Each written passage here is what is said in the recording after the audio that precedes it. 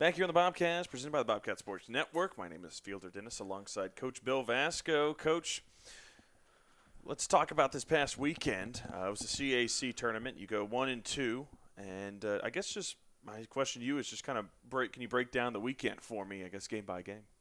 Well, it was a good opportunity. Things fell a little bit different this year with Mary Washington and up getting the finishing in first place in the conference. So, they hosted one pod and CNU hosted the other. We ended up in that pod with them in Salisbury, and you know, uh, it was not the way we wanted to end up overall. Obviously, going against two of the top teams traditionally in the conference. I felt we battled really well in the first game against CNU. And we're able to bounce back and pick up a big win against Salisbury in the second game to make it to the second day. And just didn't finish like we wanted to on the second day against CNU. But I was really proud of the way that the girls played, and I thought we came out well and competed against traditional rivals in the conference. For one last time in the CAC. Coach, this is your first season here at Frostburg State, and I guess we'll move to the big picture here. What are some of your thoughts on the overall season, the progression of the team from, if you want to break the season up into thirds from the non-conference and the conference play? Well, I guess what were your impressions and your overall thoughts as the season went on? I was really happy with the way that we battled back throughout the season from adversity, whenever we were going through a tough spell. So we found ways to come back in big opportunities, to get big wins or to put together winning streaks. So, the season started out a little bit rough on our first trip, and then we, kind of strung it together, especially over spring break, and then started off conference well. And it was a little bit up and down, and we have some, nationally strong teams in the conference, so you anticipate that it's going to be tough battles. But the thing that I was most happy about was the amount of the work that the girls put in throughout the season, and that we had a lot of people contribute that maybe hadn't contributed as much in the past, or people playing new positions, and that they kept working hard and moving forward to be able to put us in positions to keep coming back and win games and put us in a position at the end of the year to go to the tournament and face off against Salisbury and CNU. And I think one of the big things was to be able to get one last win against Salisbury. I know that in a lot of sports here that's been a big rival, and I think that was important to the kids as well to finish with that. Coach, you have the luxury of seeing the progression of a lot of the players, but just in your viewpoint from this season, who really jumped out to you as the season went on? I mean, obviously the first year Amber Keene had really stellar numbers, but who else in the lineup and on the roster really impressed you? Well, obviously our senior Olivia Ford, I thought had a really great season offensively and defensively, and then set the school record with stolen bases, which was, kind of a goal that I'd set for her and told her that, we were going to place an emphasis on this year. So I thought she did a really great job with that, and, being our leadoff hitter and setting the table so many times for big opportunities, and, not even leading off maybe at the game or whatever, but just being able to get on base in key opportunities to help us win a lot of big games. As you mentioned, I thought Amber did a great job coming in as a freshman and being able to contribute defensively in a couple of different positions and having a great offensive year. I was really happy overall with our entire pitching staff. Um, Allie obviously didn't get as many opportunities due to her injury. Caitlin did a good job of coming in and, being able to provide a lot of great work throughout the year, despite battling through some injuries, but gave us everything that she had every time that she went out there. And Emily, who didn't get a lot of opportunities last year, to come in and, be towards the top in the number of innings and starts this year, and got a lot of big wins for us. And then Taylor, who wasn't a pitcher at all last year, to come in and fill in for us and come away with some wins in some big games as well. For somebody who wasn't a college pitcher, to be able to do that, I was really happy and pleased with what our pitching staff did to keep us in games and go out and do what we asked them to do this year, was to go right at batters and give ourselves some opportunities to go out and offensively score enough runs to win. So I was really pleased with what they did. Coach, we spoke about it a little bit with Amber Keene. Just her on base percentage at 500. She's hitting north of 400, and just a really good chance to be CAC newcomer of the year, rookie of the year, if you will. Uh, don't want to necessarily ask, did you see this coming? But her productivity has just been so stellar that it's just, how does she build for going forward in her career here?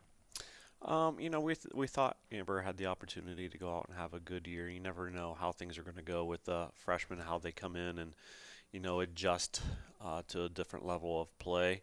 Obviously we thought she would have a good season. But did we expect it to be this good, and especially in terms of offensively? I can't really say. Like I said, with the uncertainty to just see how people were going to adjust, that we didn't quite expect that. But, I was really happy with the way that, I felt like she kept getting better throughout the year, where towards the end of the year, especially like you look at her on base percentage, that I felt towards the end of the year, a lot of teams were pitching around her, which, shows a level of respect from the opponents, but it also, sets up other people on the team to be more successful as well. That she didn't try to do too much. She took what the other teams were giving her. And I think going forward, as she continued to progress and get better throughout the year, I think that, as long as she continues to work hard, that, she can continue to get better. It always seems like when you have a really good freshman year, they always talk about the sophomore slump. Because now teams have seen you, and obviously we'll be in a different conference next year, so she'll be a little bit unknown still. But I think that, if she wants to continue to work and get better, she definitely will be able to do that, as long as she looks forward and not necessarily back to just be able to sit back and expect that will continue to happen without working. But I think she's the type of person that will say, hey, I'm going to continue to work hard and go and get better and continue to do that. So we're looking forward to the things that she can do in the future as well. Coach, what other improvements do you want to see from the team coming this off season? You've got the fall to work on things. Obviously, this summer, what improvements would you like to see from the roster? Obviously, from looking at our games and also our stats, I think the number one area where we've got to improve is defensively, just getting more consistency. I felt like we got better with that towards the end of the year. But, there were too many times this year where we were in games and we would make a defensive mistake, whether it was physical or mental, and we weren't necessarily able to bounce back from that mistake. And it kind of, put ourselves in a situation where we continued to, even if we were having a good offensive day and scoring runs, we felt like we had to continue to score more runs to overcome those mistakes. So I think the big emphasis on next year, especially in the fall, moving forward, is that we got to continue to find ways to get better defensively and learn how to overcome those mistakes and not worry about them so much that when they do happen. I mean, obviously in a sport where, whether it's on offense or defense, failure is going to happen, or mistakes are going to happen, but how do you bounce back from those and recover? I just felt at times this year we weren't always able to do that, and I thought especially in the second half of the season when we were doing really well, it was when our defense was playing really well, and when we struggled, it was when we had a couple of errors in the game or we allowed a mistake to continue an inning where the other team capitalized on that. We weren't able to shut the door on that. So I think those are things that we're going to really work to address in the fall.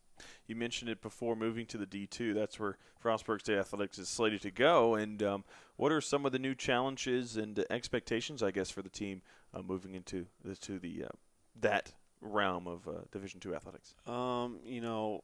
Obviously the level of play is going to improve going up a division, and I think the big thing that will jump right out will be the level of pitching that we're going to have to face and learn to adjust to. I thought overall we had a good offensive season this year, but I think the pitching is going to be much better at the next level, and we're going to have to learn to make adjustments on that better pitching.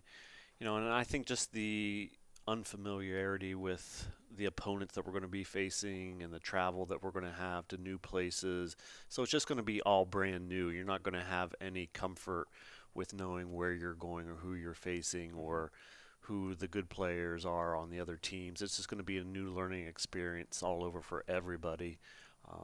as we continue to move forward. And as we continue to go, and bring in new players, it's going to be an adjustment for us to, mesh our incoming players with our current players and move forward with that. And, to also understand that it's not going to be easy to go out and transitioning to a new level, understanding that we just have to focus on ourselves and continue to improve. We can't go out and worry about, well, okay, the level of play may be a little bit better. How are we going to fare? We've got to focus on just, the players that we have working to get better every day.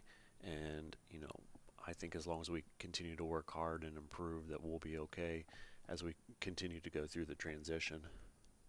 Coach Bill Vasco, thanks for joining us today and for this season. It's been a joy talking to you, and we're looking forward to next season. All right. Thank you. I appreciate having me.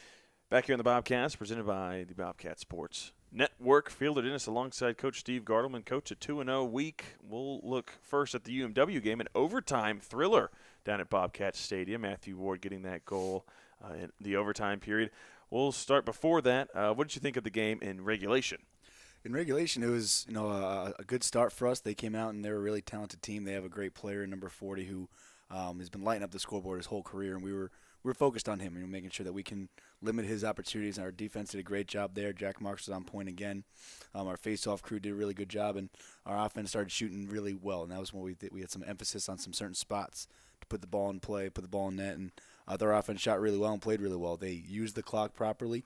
They took their risks at the right time, and it was just one of those days where we felt like we had it. The vibes were there, the guys had energy, and we're connecting the dots. That's always good also. It's always great to play at home, and like you said, the energy is always flowing. And from a novice of lacrosse, watching, like you said, number 40, the name is lost to me now, but a couple of nice over-the-shoulder shots. But you're right, Jack Marks is right there with a couple of great saves. The game was kind of a back-and-forth affair. It really shifted after a penalty by Gallagher late in the, I think, third quarter, early fourth, and it sent him to the sidelines for 2 minutes full, and that's when they really kind of got back into it.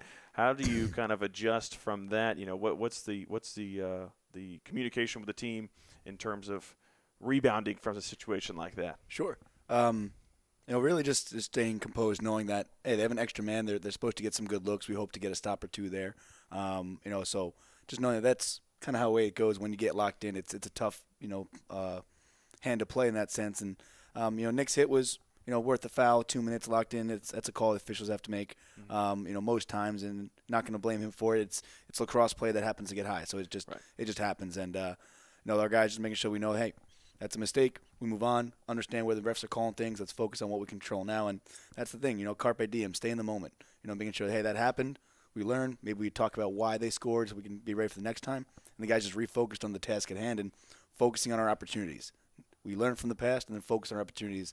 And the guys stayed in the moment. And that's something that very proud that they did that, because we started talking about it a little bit as we started to work towards the end of the season, getting out of that a little bit of a streak we had on the losing column was about carpe diem. Just enjoy the moment, be in the moment, make sure that we value that, because that's what's going to win the game, is winning this moment, then moving on, winning the next moment. That's what those guys did really well in that game. It's that moment specifically. I know it seems like a long time ago, but who really stood out to you in that Mary Washington game other than Jack Marks? Matthew Ward obviously getting the big goal in overtime. Who jumped off the page? Jimmy Lucas looked like he was really, kind of feeling it a little bit. His body looked like it was great and lively. He was dodging and shooting really well, creating opportunities. Wherever the long pole matchup goes, in that game it was Matt Ward, so Jimmy had short sticks to go to work with. I really liked the way that first, midfield is playing. It was great to see Jeff Stallings break out. Yeah. He had some really nice goals. His body's been really, on the bounce back path this season, and he's a really talented player that hasn't been able to showcase it because his body's a little bit lumped up. But he's putting a lot of effort in the training room to get back on the field, and he's been selfless in every sense of the word. When he was kind of working back, he's been working on the scout unit, giving us looks and never giving any guff. He works through a lot of classes also, and really happy to see him get out there and play good ball. So Dante York, Jimmy Lucas, and Jeff Stallings, in addition to already talking about Jack a little bit. I think those guys were really big highlights for us. The goal, Matt Ward's goal in overtime, it was off of a combination of multiple passes, a great cut in towards the goal, a great pass from Clinton. And can you just walk me through that play? Is that just one of those where you're just trying to organize and find a lane, a crease, if you will? Yeah, so we have developed this offensive mindset of we have a blueprint for situations and areas of the time clock, and the guys have options that they've always had, but we kind of scripted, hey, let's focus on these options at this time of the clock, these options here and these options here. And the guys have done a really good job buying into that and using more time. And really what that was, stuff that we practiced pretty much every opportunity we had on offense on Monday and Tuesday going into that Wednesday game was, here's what we're going to do in crunch time. We're just going to do it this way, knowing that it's crunch time. We're just going to continue to rep. And really happy to see the guys went through. It was off of a clear, I believe. We made a stop off of a clear, and thinking in my head, do we dirty timeout? Do we let the guys play? And we were flowing. I think the offense had good rhythm and everything, so we let the guys play and didn't want them to set up in something and have a chance to talk about anything. So we stayed in the flow of the game, and we got 2 good looks. I think Jimmy Lucas buzzed one wide with his right hand. Maybe another one that we buzzed wide, just hair wide. But we ran through all of those little time, awarenesses, and that's what I really like. In crunch time, the guys are very aware. Clock says this, let's readjust and look for these looks. Clock says this, let's readjust. And then the last look was a set play we have, and the play wasn't open. We didn't create what we wanted to out of the set play. But once we didn't get it, we recognized where the best matchup was. Jason got the ball. Matt Ward made a really good cut to space, and that's just lacrosse. Giving them opportunities to be creative with some blueprints, let them be very calm in that pressure moment. And they just played lacrosse, and that's what it was. Recognizing good matchup, running through our schemes and saying, hey, he's open, let's take it. And then Matt Ward put a nice shot low and shot the scout well. Moving to the St. Mary's game, this is a team you played relatively recently, went there and then immediately jumped down 5 goals and ended up losing that matchup. Now you get a bit of a redemption, if you will, and go back there and you get the win, move forward in the CAC. Just walk me through that. Talk about that game. What did you see that was different from the first matchup? Sure. I saw our skill come back. Whatever there was in that one day, it was just not there. We didn't have the energy. We didn't have the the hands. We didn't have the feet. It just wasn't there that day, and that happens. It's human nature. It's not always going to be perfect. Very rarely, actually, will be perfect. But what we saw in that game is the start. We came out in the first game. We were down 4-0, 5-0 or something. Got pretty dicey. It's tough to climb out of those games, and we never really got it going. And then this game, we came out and we went up 5-0 in this game. So it was the tale of 2 tapes where we come out much better, much more confident, much more decisive in what we're doing, and shooting the scout and doing some things that way, and just the togetherness, the poise that the guys had. It was a good, aggressive game. Both sides we're talking a little bit. Both sides are playing lacrosse and physical and getting after a little bit, but it was all in the sense of the sport. It was all pretty clean and all pretty fun, and the guys really loved it. And there was no drop off. There was no moment of doubt, and we stayed in the moment very well. Where they got on a couple runs. They're a good team. They showed us that in the first time we played them. They're a really good team. They went on a couple of runs, and we stayed composed and just said, hey guys, let's go on our run. Or here's how we learn from that. Let's stay in this moment. I think that's something that's growing and growing, is in the pressure moments we stayed pretty calm, and we were fortunate enough to keep our composure because they got a 2-minute locked-in penalty at the end of the game. Maybe it was even a 3, but it was definitely locked-in penalty at the end of the game where we could have retaliated or said something silly at that moment and went 5-on-5, and we kept our composure. We maintained the proper mindset of let's play lacrosse and not let anything else affect us, and then that ultimately was let us close out the game because it was getting close. It was getting dicey there at the end. They were getting some opportunities. They were starting to get their flow a little bit. And that penalty basically let us go ahead and run out some clock. And then Paul Rupert finished one at the end there to give us a 2-goal lead. Coach, I'll ask you the same question that I asked in the Mary Washington game. Who jumped out in terms of their impact on the game? Yeah, in that game, I think Matt Sharkey had a pretty good game. He had 1 or 2 mistakes that he came off the field. He was like, shoot, that's on me, that's on me. But I thought he's been starting to play really, really well. And Paul Rupert, I think Paul Rupert had another really good day where he just was dodging with speed and tempo and aggression. Jason Clinton had a lot of speed. He was chasing shots. He was being first to ground balls. So I'd like to see those 3 guys really thought they stood out. And I thought on defense, Taylor McVeigh played a really good day on defense, clearing the ball, playing up and down. So I think those guys kind of stick out. But it was not necessarily – we had 8 guys score on 12 goals. It wasn't like somebody took over the game. It was one of those really balanced team efforts that we're really happy to see where, yeah, those guys definitely stood out. I got to go back to Dante York, a number 56, who is an incredible first-year player, and Dante limited him to no points in addition with our defense. But Dante played an incredible game, and those other guys I mentioned really had energy, really had juice, and kind of set the tone for us. Coach, what was the mindset? I mean, you're going 4.5 hours to St. Mary's, Maryland. You're on the bus. You're doing it for second time in a few weeks, same month, and this one's for all the marbles. What was the mindset? I guess what was the energy in the bus on the way out there, and then pulling up to the complex? It's all survive in advance now. It's the postseason. It's a 1-game season, so there's no doubt the guys will bring the energy at that moment. So it wasn't like we had to fabricate energy or talk about anything. It was just that hey, little bit of a redemption tour for us. We're getting to play this team again. Yeah. But we did the exact same thing. Went to the same restaurant, went to the same hotel, woke up and did almost the same thing the next day, and just had a little more time on our hands because this is a 3:30 start versus a 2 start. But that was it. We just we let it slip through our fingers, guys. So let's just do this all over again, and let's just do it right this time. So we talked a little bit about the redemption tour and just have a little chip on our shoulder. But for the most part, the guys were fired up, and we just said, here's our chance. You don't always get a second chance in life. We got our second chance. We made sure we took advantage of it. So I'm very happy and proud of these guys for that. Moving to this week, Wednesday, you take on York, a nationally ranked team, top 5 in the country. And this is a team that you kind of had on the ropes early in the game last time playing on the road, and it lets slip through your fingers. And is the redemption tour, is that, I guess, is the second act, if you will? This is a second dose? Certainly. As far as it goes now, we're not looking past anything, but everybody left in this conference. We did not have the luxury of beating in the regular season, in the conference tournament, I should say. Didn't have the luxury of beating in the regular season. So, yeah, Act 2 of the redemption tour is definitely a part of it. The guys know that we had a pretty good day that day, but there's about 7 minutes left in the third quarter, and it kind of changed. Yep. Number 28 really had a good showing. I think he had 7 points. For York, and he had a really good showing, so we have to limit him when we can. And number three on their team really lit up. So those 7 minutes, we know that if we could take away 7 minutes and whatever they did in those 7 minutes and change it to be more beneficial for us, we could probably come out with a win that game. And these guys are believing it. That's all part of it, knowing that that was another opportunity. You don't always get a second chance. Here's our second chance. We'll be leaving on Wednesday to head down there and play ball. So the guys are ready to do it all again. The same kind of trip we took in the last 3 weeks. I think it was April 10th we went down there. And we're just going to try and, same thing we did for St. Mary's, focus on the moment, the opportunity that we have to go ahead and play this team again. And, anything's possible. It's a one-game season. We show up and play ball, just like we did last time, and finish the game, put 4 quarters together. We can make it happen. So it's absolutely Act 2 for us in our mind. But it's a one-game season, so it's not like we're looking past anything and not like trying to make anything bigger than it is. It's just a one-game season. We go out and play lacrosse. But, yeah, we want this one. We're excited for this one for sure. Coach Steve Garwin, it's always a pleasure to talk to you. Good luck this Wednesday. Really looking forward to that matchup. Thank you very much. Welcome into another edition of the Bobcast on the Bobcat Sports Network. My name is Fielder Dennis alongside Coach Jeff Splinter. Coach, the season was wrapped up this past weekend, and I guess my first question to you, just your overall thoughts on the performances of both teams this past weekend.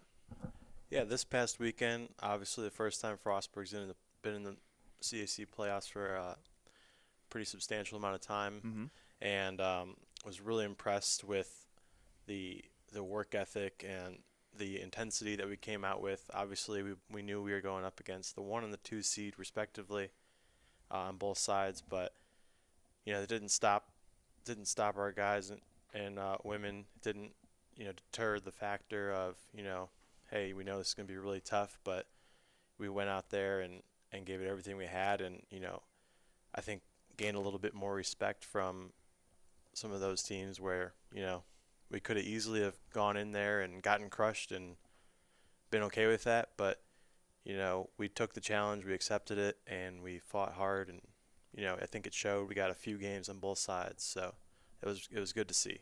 Moving to the whole big picture, grand scheme, if you will, what were just some of your overall thoughts on this past season? We'll start with the men's team.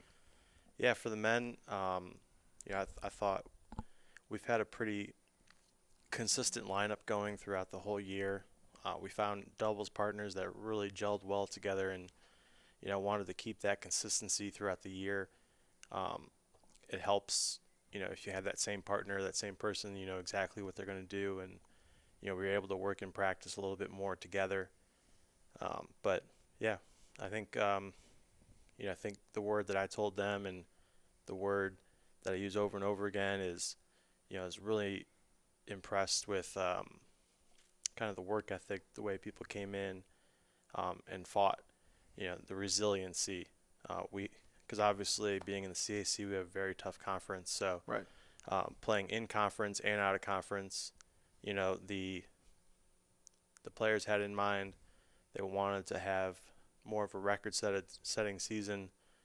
We had goals of double-digit wins.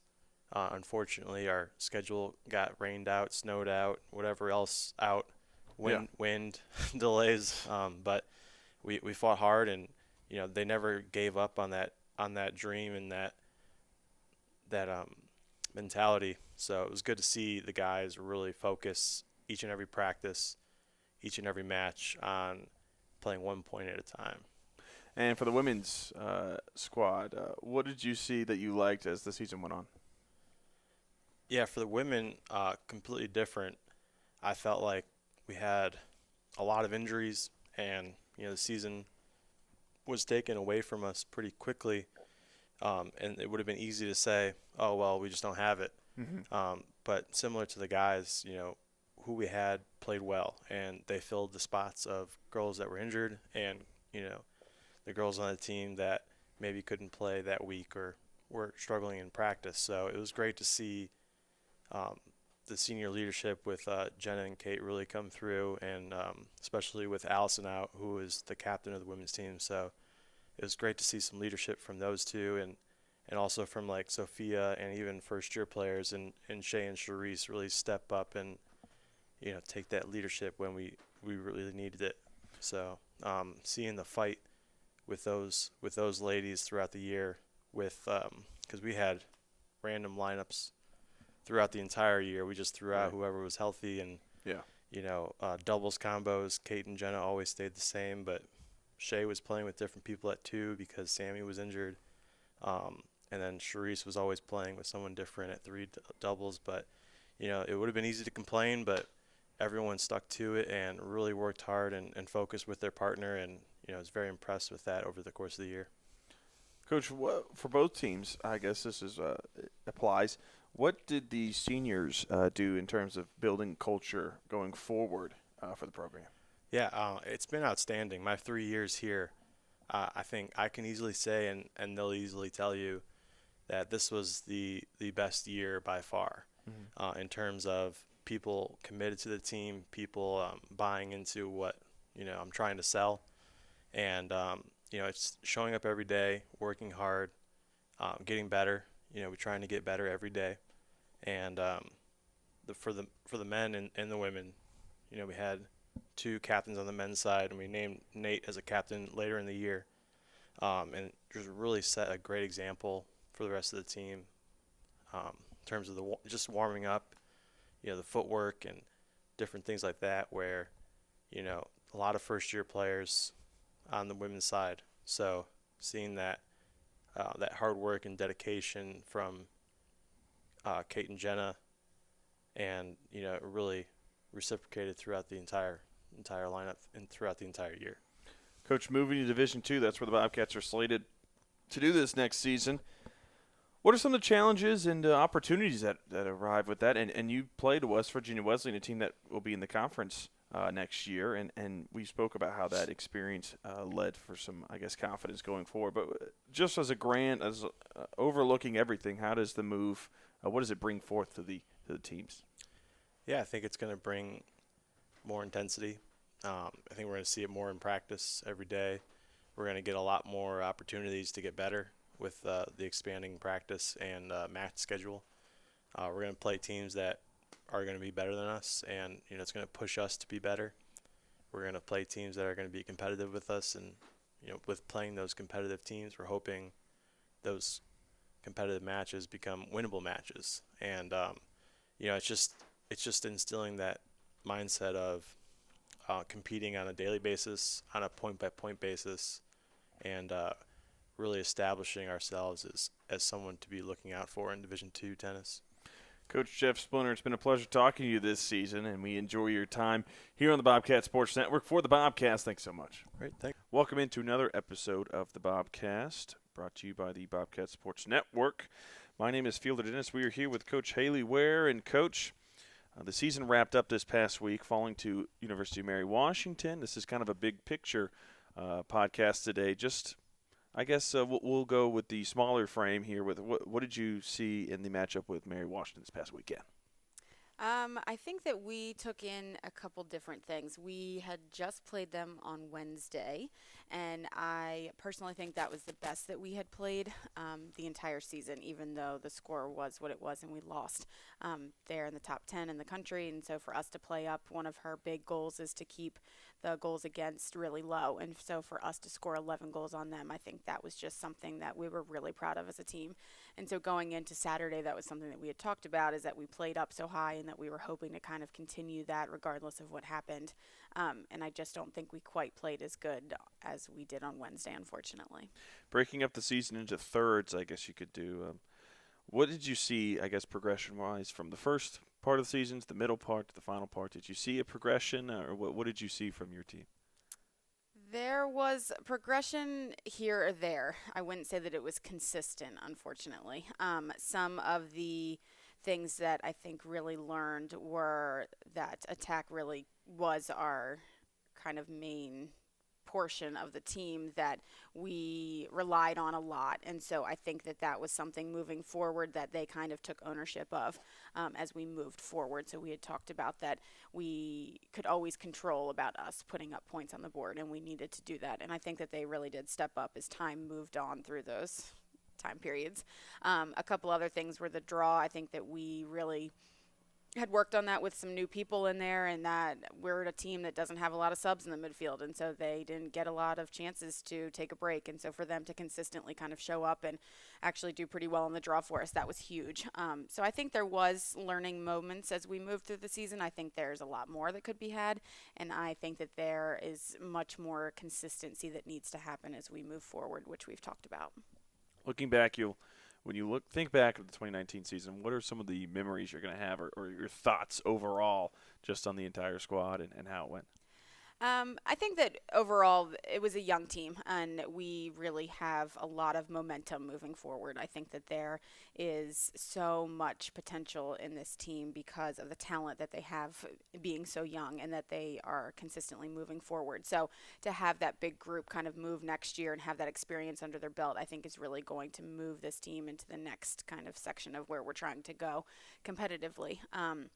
I think that there's a lot of things that we could have taken away from the season that, even though it didn't turn out, we had our end of the banquet yesterday, and we had talked about that. Even though the scores and the record didn't turn out the way that it was, Frostburg for this year, the 2019 season, we entered the Frostburg record book 12 times. So I think that those little things just make a big difference regardless of what the score and the record looks like overall. And we've talked about this all season. You just said it, kind of piggyback on what you're saying.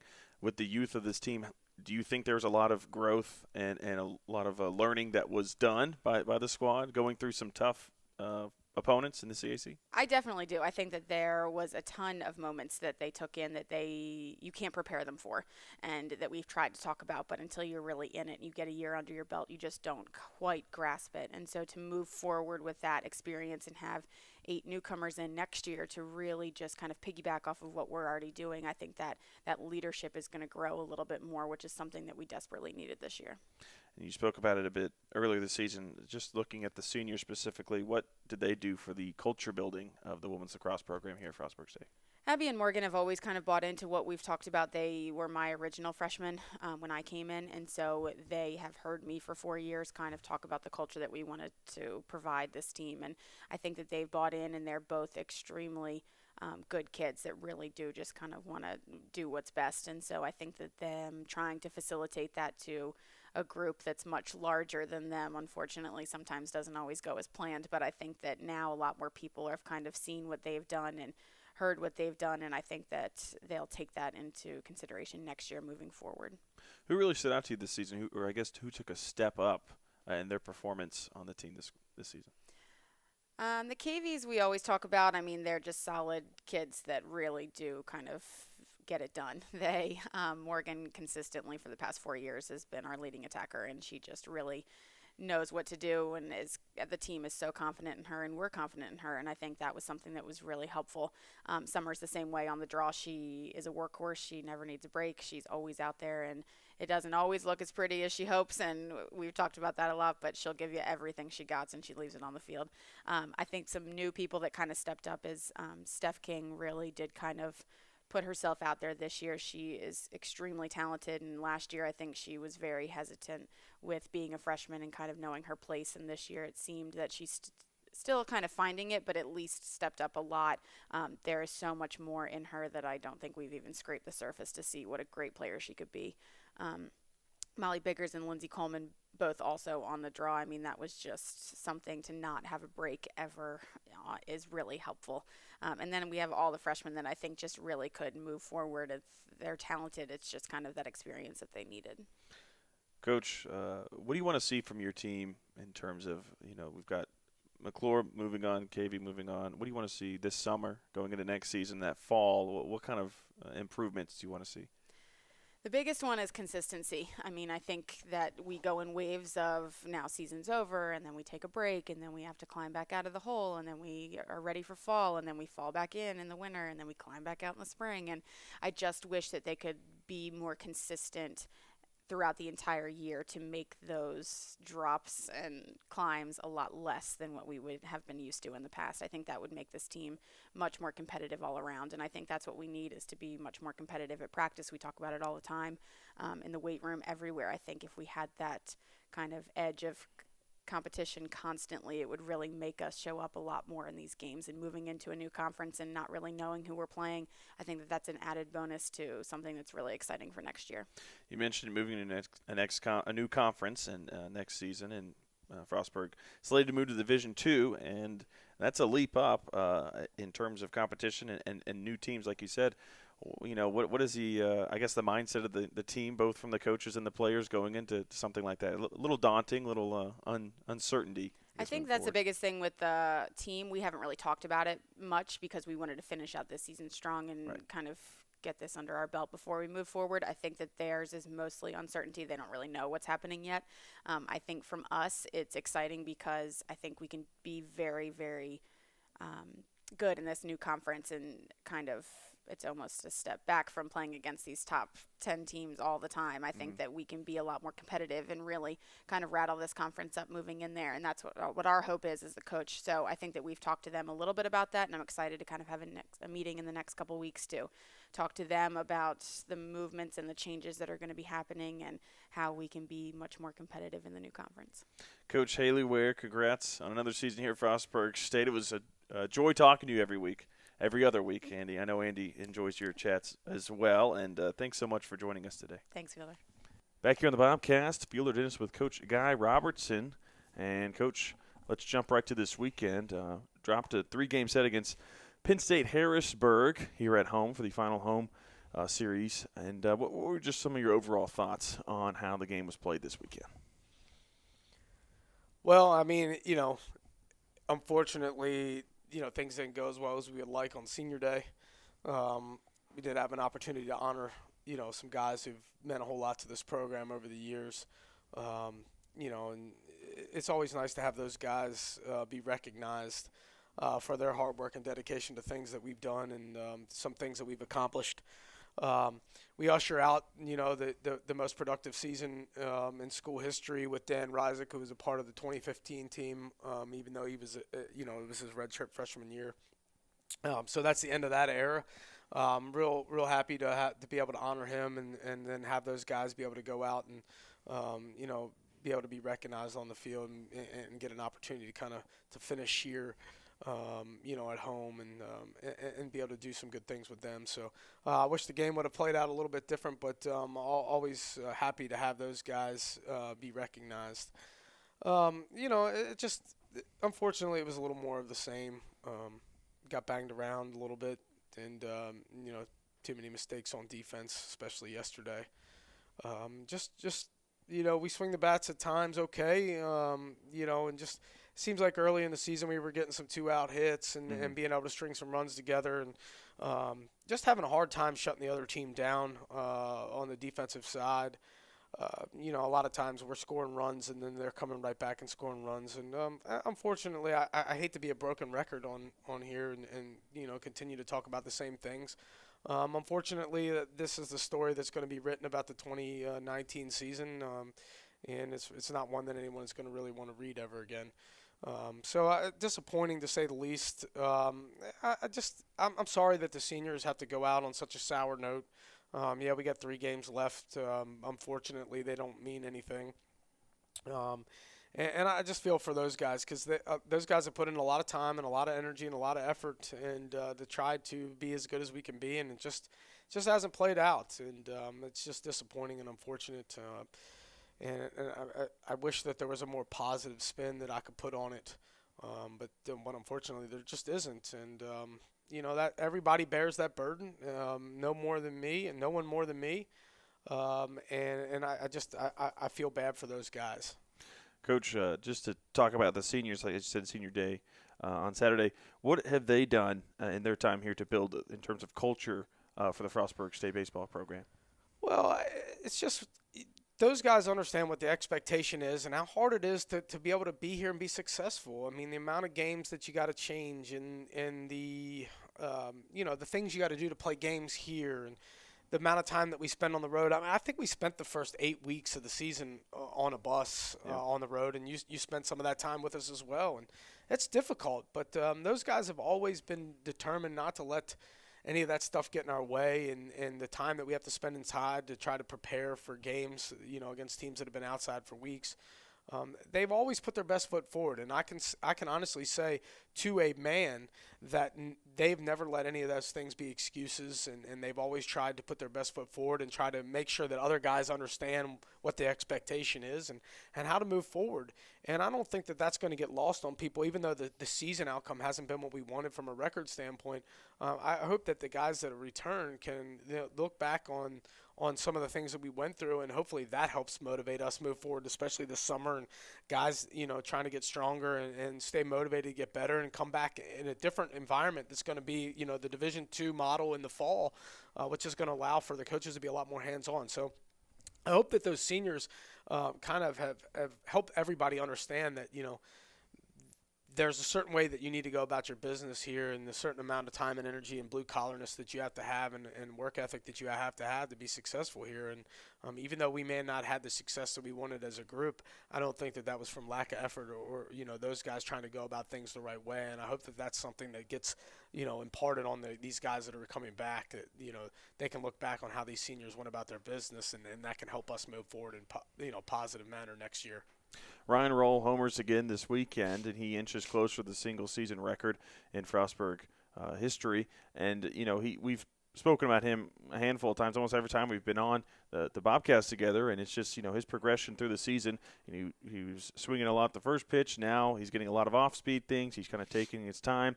And how have you seen his at-bats grow as the season's gone along? Yeah, I'm glad you brought that up, because I was actually thinking about it yesterday after the game. It seems like the last couple weeks you've seen a lot more consistent performance out of him. You've seen him just miss a lot of balls. I know he lined out his last at bat yesterday, hitting some balls hard. To me, there was a stint there where he was trying to hit home runs, and he was trying to break a record. Mm-hmm. And now I think that he's taking more what the pitcher's giving him and being a little more opportunistic and finding pitches that he can now drive. You see him driving balls to center into right field, which he was very pull happy for a while and getting himself out there. I think there's been a lot more maturation as a hitter, and he's starting to figure it out a little bit more. I hope that he's starting to think through his at-bats a little bit more, and we had a conversation yesterday in the dugout about, he said to me that last at-bat when he lined out that, maybe he should have taken a pitch because it was a new pitcher. And I said, listen, the guy grooved it. You hit it on the screws. It just went right at somebody. Yeah. That's going to happen. He's like, well, I was kind of surprised that he threw me a fastball. I said, well, the situation dictated the first pitch fastball, and you were right on it. So, maybe if the lead wasn't so significant, if the game was much closer, you're probably going to see off-speed pitches there early in the count. But he's starting to think about these things, and that's what's important. Right. He's figuring out how to think through the process, not trying to be so physical and just overswing and try to hit every pitch out of the ballpark. He's starting to understand a little bit more how this is going to work, especially for him specifically. So that's important. I wish, he could have figured it out earlier in the season, maybe at 15 or 17 home runs. At the same time, I think he's done a tremendous job.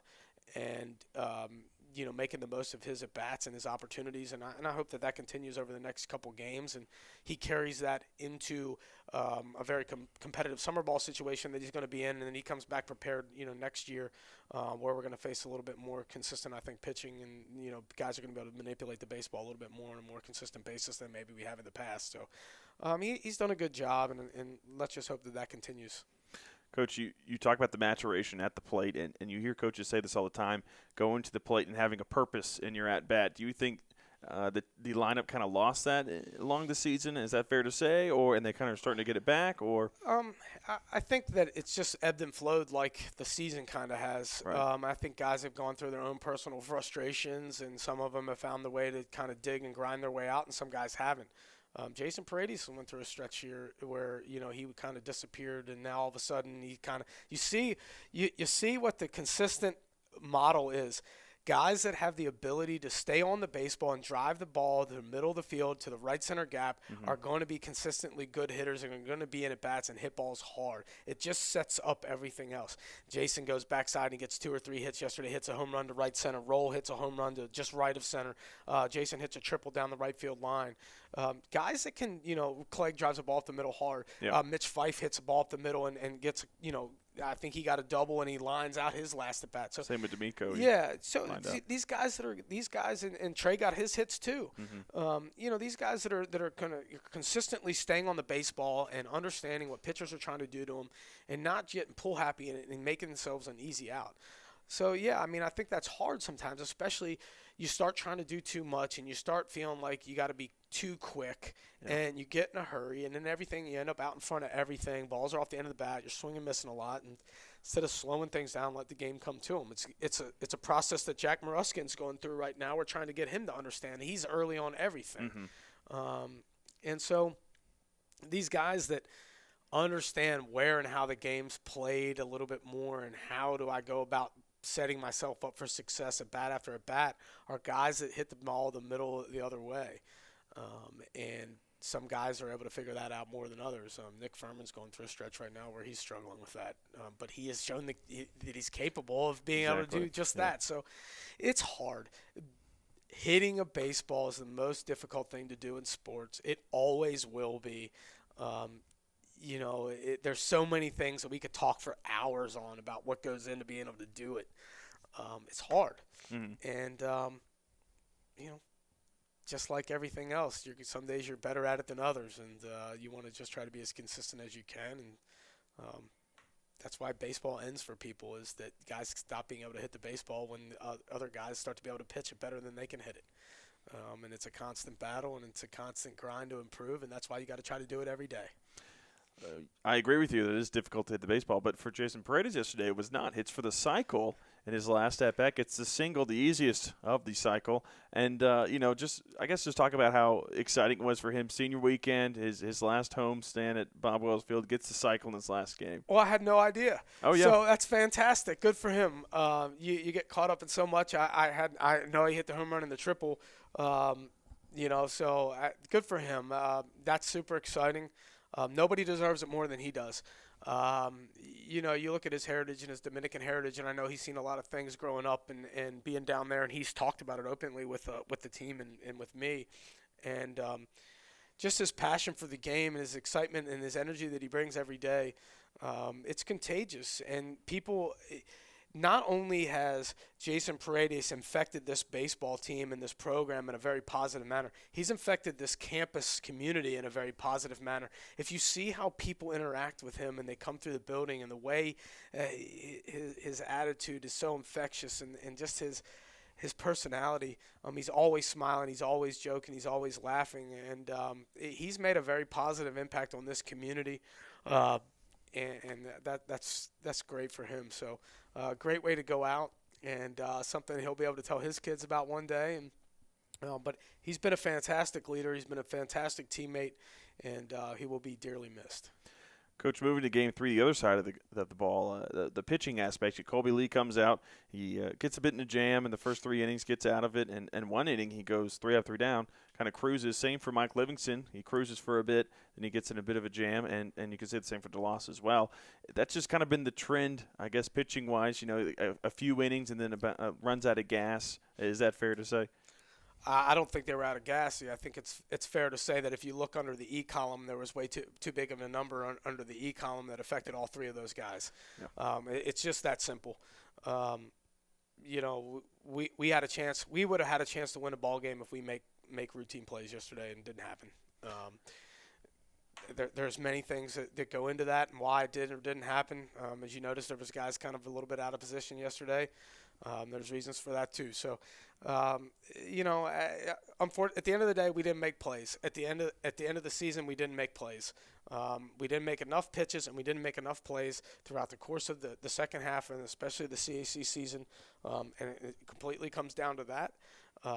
There is not a single individual who does not bear some of that responsibility, or coach, and that's been the tail of the tape. Pitching and defense, not good enough.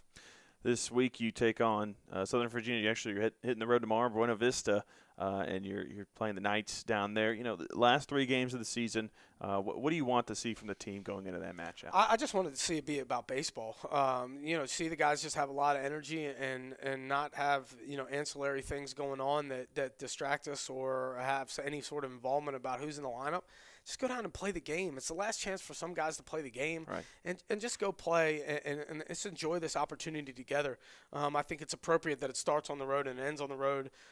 It's been a lot of in between. I don't particularly want to get on the bus again, but if that's what it takes, then that's what it takes. And there's a certain piece to that that's a little bit refreshing and a little bit of part of what the fabric of what we are here. You got to be road warriors, and you got to be able to do that. And, early in the season we were great at it, and the second half of the season not so much.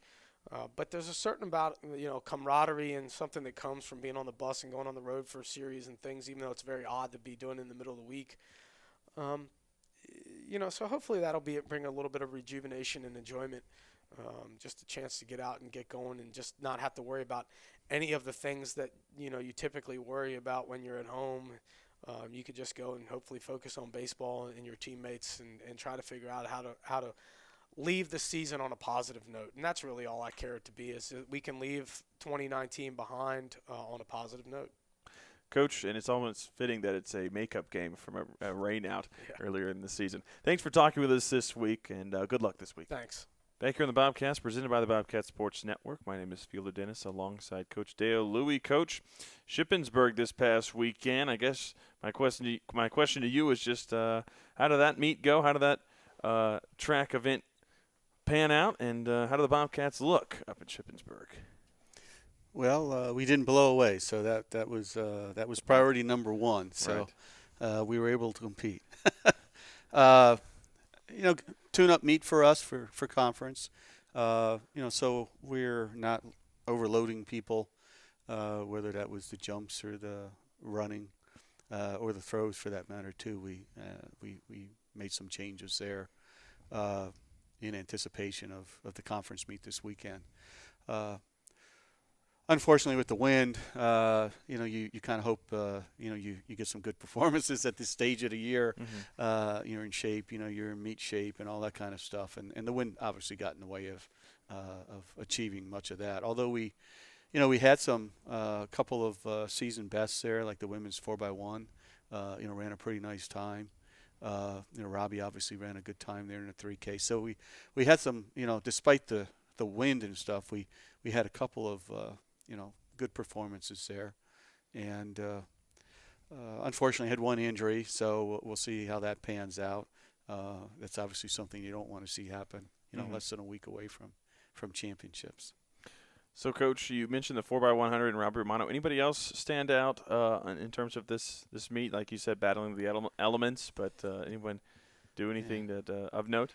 Yeah, John Kearns had a really nice throw there in the shot put, which was something he's been working on and struggling a little bit with. Not been real consistent there and not meeting his standards, I guess is probably the best thing to say.